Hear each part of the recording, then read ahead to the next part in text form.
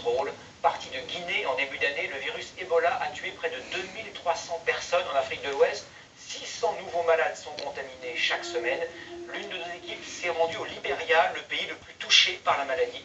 Reportage à Monrovia de nos envoyés spéciaux Caroline Bell, Xavier Boucher et Emmanuel Cobo. C'est une ruche infernale dans la banlieue de Monrovia, le plus grand centre de traitement d'Ebola installé par Médecins sans frontières il y a moins d'un mois. Les 120 lits sont tous occupés, les malades les plus atteints sont soignés sous les tentes. Une bouteille ou deux? Les plus vaillants restent dans la cour. Parmi eux, Massa, la jeune femme est arrivée il y a 18 jours, contaminée par l'une de ses amies. Dans sa famille, il y avait une personne malade. Elle est morte. Jour et nuit, plus de 400 soignants, agents d'entretien se relaient auprès de malades très contagieux. Ici, les règles sont draconiennes.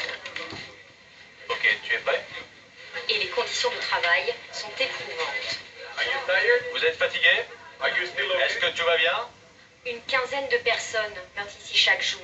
Mais le plus dur pour les équipes du centre, c'est de ne pas toujours pouvoir accueillir les nouveaux malades qui se présentent chaque jour devant la grille. Des familles, des enfants, des personnes âgées qui sont très malades. Hein. On n'a pas la place. On n'a pas la place. Donc on les réfère ailleurs, si c'est possible, ou de revenir le lendemain. C'est affreux. L'urgence est à l'image de ce chantier. Médecins sans frontières espèrent pouvoir ouvrir rapidement des lits supplémentaires, 400, alors qu'il en faudrait 1000. Voilà plus d'un mois que l'ONG tire la sonnette d'alarme. Je ne vois pas beaucoup d'organisations dire moi, je voudrais venir faire du traitement. Donc c'est ça, non seulement on est en retard pour la réponse générale, mais en plus on n'a pas des perspectives immédiates pour l'augmentation des activités. Dans ce chaos, quelques notes d'espoir, 10 patients sont guéris. Lui annoncer qu'il est un survivant, qu'il est un gagnant, qu'il est un... C'est ça, qu'il est passé au travers. Massa fait justement partie de ces survivants. Elle va pouvoir rejoindre ses enfants. Sa sortie permet aux soignants de faire entrer immédiatement un jeune homme titubant. Car partout dans la ville, la situation devient explosive. Cet homme est l'un des acteurs de terrain d'Action contre la faim. Chaque jour, il va prendre des nouvelles de familles touchées par le virus. Ce père de famille a perdu sa femme il y a 2 semaines. Malade ainsi que ses enfants, il cherche désespérément de l'aide. On vient, on regarde les malades, on voit leur souffrance, on voit des cadavres, mais ensuite il n'y a rien, il n'y a personne pour leur venir en aide. Paniquée, la famille n'attend pas. Elle part tenter sa chance dans un hôpital d'où elle sera certainement refoulée. Trop de soignants sont morts ces dernières semaines. Au Libéria, l'épidémie d'Ebola progresse désormais plus vite que les moyens mis en œuvre pour la contrer. À Monrovia, un hôpital sur 2 est désormais fermé et l'Organisation mondiale de la santé s'attend à plusieurs milliers de malades dans les semaines à venir.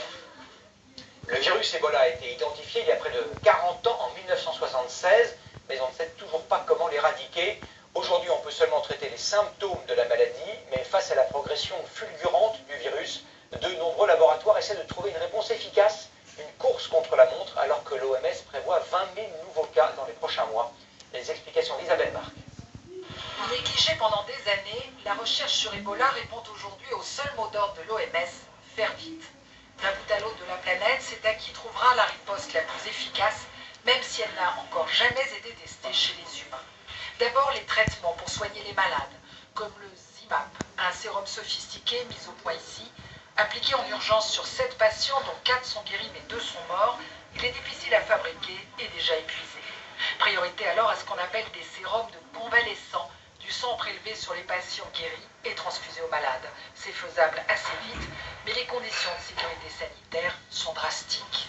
On attend plus de cet antigrippal japonais, 10 000 comprimés seraient disponibles, de ce médicament canadien. Il est financé à hauteur de 100 millions d'euros par les Américains. Agences publiques et départements de la défense sont les grands argentiers de la lutte contre Ebola. Mais côté vaccin, ils sont 2 candidats, un Canadien et surtout un Britannique, dont le calendrier des essais est accéléré. Testé dans les jours qui viennent aux États-Unis, en Grande-Bretagne, puis en Afrique, il pourrait être produit sans attendre à grande échelle. 10 à 15 000 doses sont attendues d'ici novembre, à réserver en priorité aux soignants si les résultats sont probants. Toujours à l'étranger, ce 11 septembre était, comme chaque année, jour de fête en Catalogne. Et à cette occasion, une foule très impressionnante, vous le voyez, a défilé dans les rues de Barcelone pour demander la tenue d'un référendum sur l'indépendance de cette région, à l'instar de l'Écosse, qui votera dans une semaine. Selon les autorités locales, 1 800 000 Catalans ont répondu à l'appel. Selon Madrid, il n'était que 500 000. C'est un procès qui a passionné l'Afrique du Sud pendant 6 mois. Il devait permettre de répondre à la question suivante. Oscar Pistorius, champion paralympique et super